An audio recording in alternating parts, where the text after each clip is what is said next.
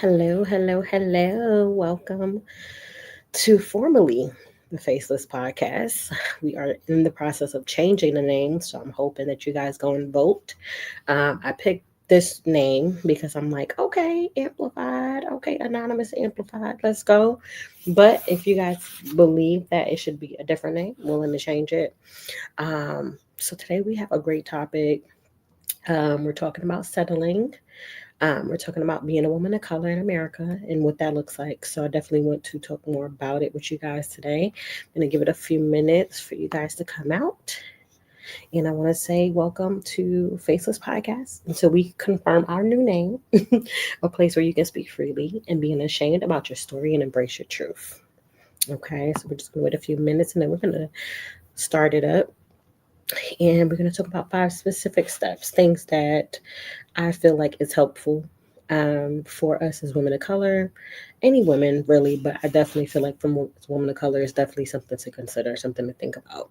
So I'm going to give it a few minutes and let everybody come in. And once they do, I am going to talk about it. I hope everybody's been good. I'm Liz B. I'm the owner operator of this podcast. Been doing it for a few years now. Um, my last video, check it out, was my first video for this year. So that speaks volumes, okay? Don't judge me. Go and watch the previous videos. We have a lot. Um, and I would love to hear from you guys. All right, I'm going to give it a few more seconds. And then we are going to start talking. All right, so it's important, I think, when we're talking about settling, that we understand what our values are, what our morals are. I think a lot of times people use generic things like money, looks, and surface level things to kind of feel like, okay, if you got money, if you cute, then I want to be with you.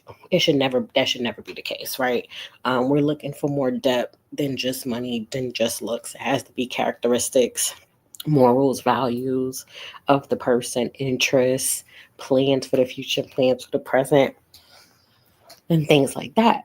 And I think it's important for as women of color that we don't shrink, we don't settle, and we don't try to survive in silence, that we don't stay stagnant in our own lives, and that we're constantly growing and evolving. Because the world often tells us, just take what we're given, right? So this is a reminder to any woman listening that you are worthy of so much more, and we need to stop settling. You got to know how to hold yourself accountable and be honest with yourself as well. And it's so funny because I just think about, I was on Threads and this woman had posted and said that she had a male friend who she gave money to very often, and when they would go out, she would pay, or they would go 50-50.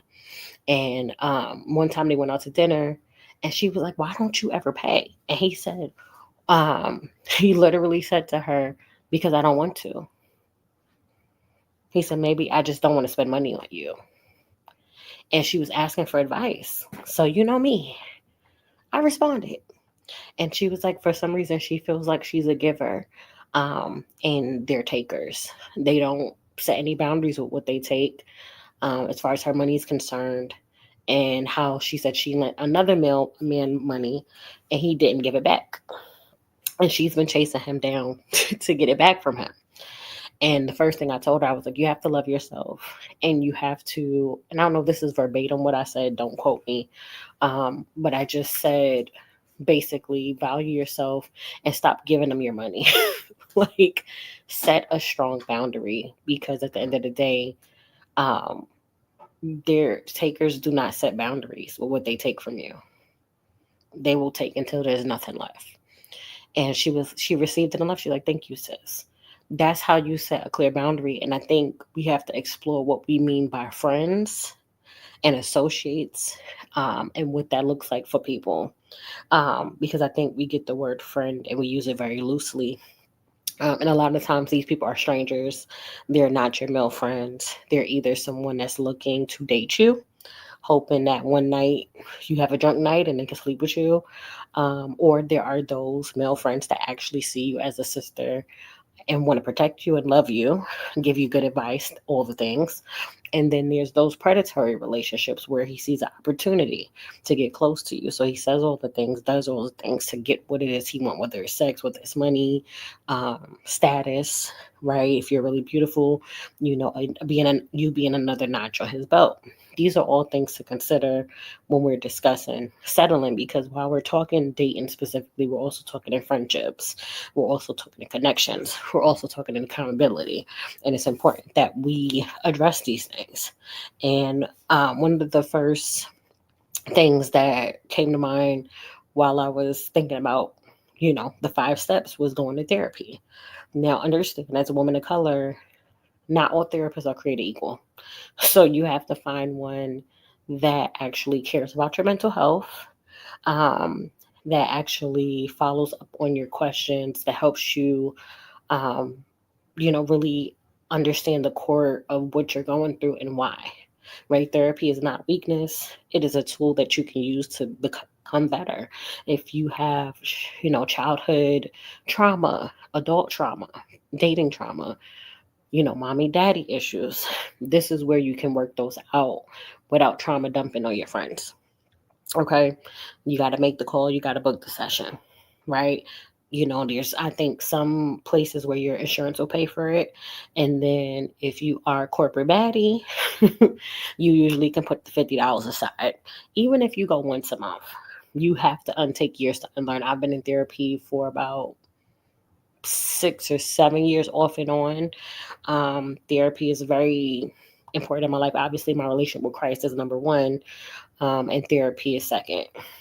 Because I believe both of those things have really changed my life for the better. Still working through things, but it is something to consider. Get a therapist. If you can get one of color, that's even better. But with those, also be careful, because sometimes, um, if you do have a person of color, they can kind of minimize your trauma because they've also been through the same thing without actually addressing what your issue may be. So just use wisdom, discernment, pray about it, and get you a psychologist.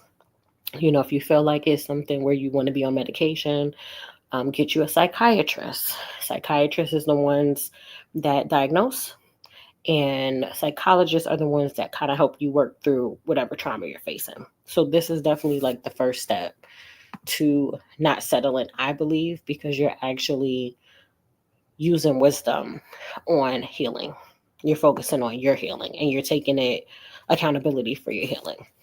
So number 2, setting boundaries, saying no without apology, saying no without anything. Like, just no. No is a full sentence, right?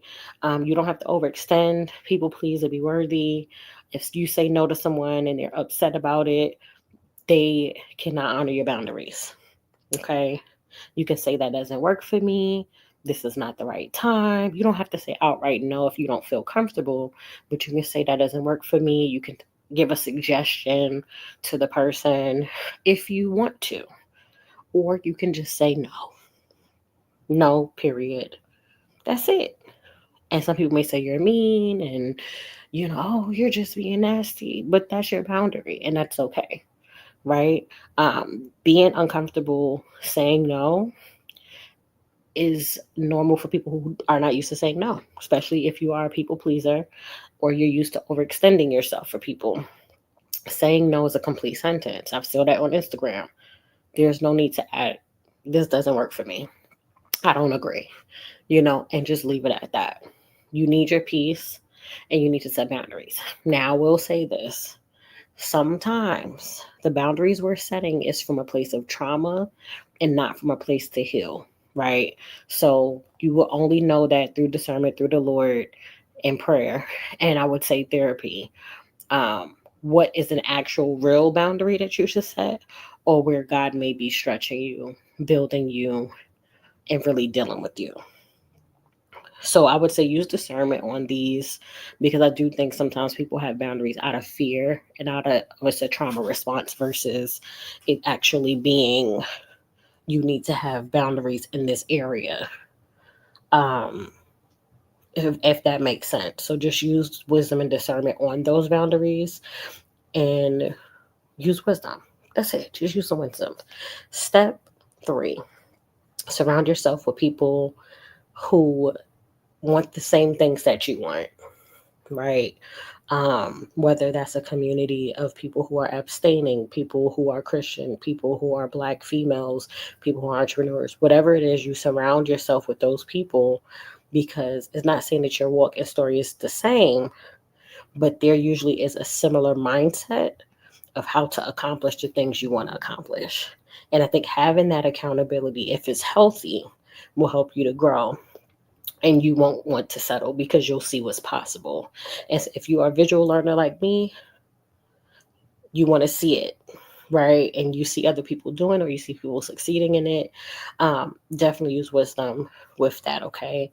Another one, and people, you may want to tussle with me on this, but do not have sex with that man. Okay, do not have sex. Abstain. It doesn't, if it doesn't serve you, do not do it. It's the easiest way to fall into settling. It's the easiest way to fall into the fantasy thinking. Um, the future is this, the future is that. Deal with the present as is. Check in with yourself. Make sure you're assessing, do I feel empty? Do I feel like I need to do this? Do I feel like if I don't do this, this will happen? Are you doing it? What are you doing it for? What is your motive? What's your thought process? Um, Abstaining is something that is life changing. And I believe it renews your mind. I believe that God can speak to you and kind of deal with you on a deeper level.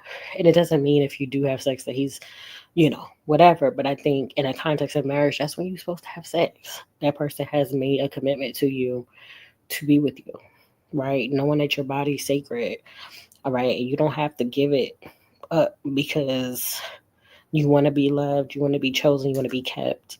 If that's the only reason somebody wants to keep you, it's not really a good reason, right?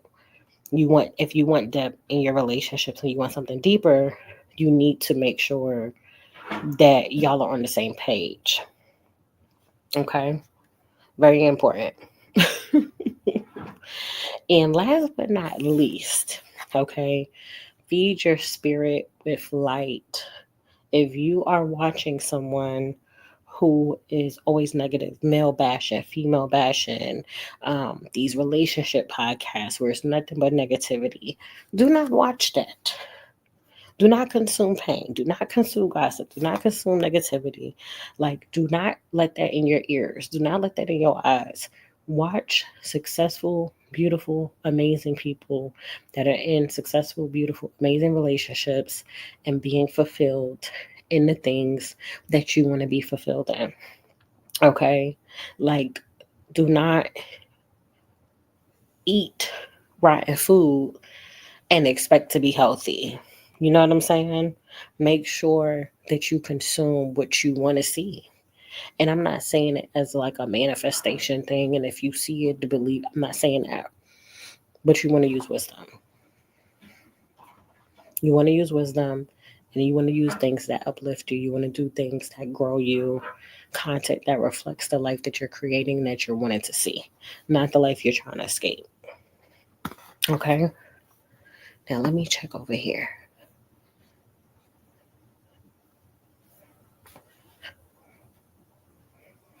Okay, very important.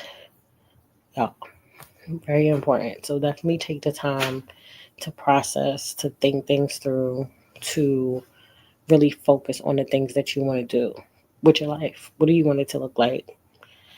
What kind of life do you see for yourself? What's the vision? Does your life now look like the life that you want to have? And are you doing the things to change the life that you presently have to make it better? That's the point. That's something you have to unpack. Okay, so there's no need to settle. Um, Not in love, not in friendships, not in purpose, because the future you is waiting on you and cheering you on. So make sure you start to utilize the resources you have the accountability, be sober, say no, get therapy, do all the things that you need to do to be the best version of yourself, okay? All right, and we are accepting new questions. So I have the email address below, and if you have a question you want to submit, we would love to go over it with you. All right, y'all. So this is Lesbi over and out. Love y'all. Bye.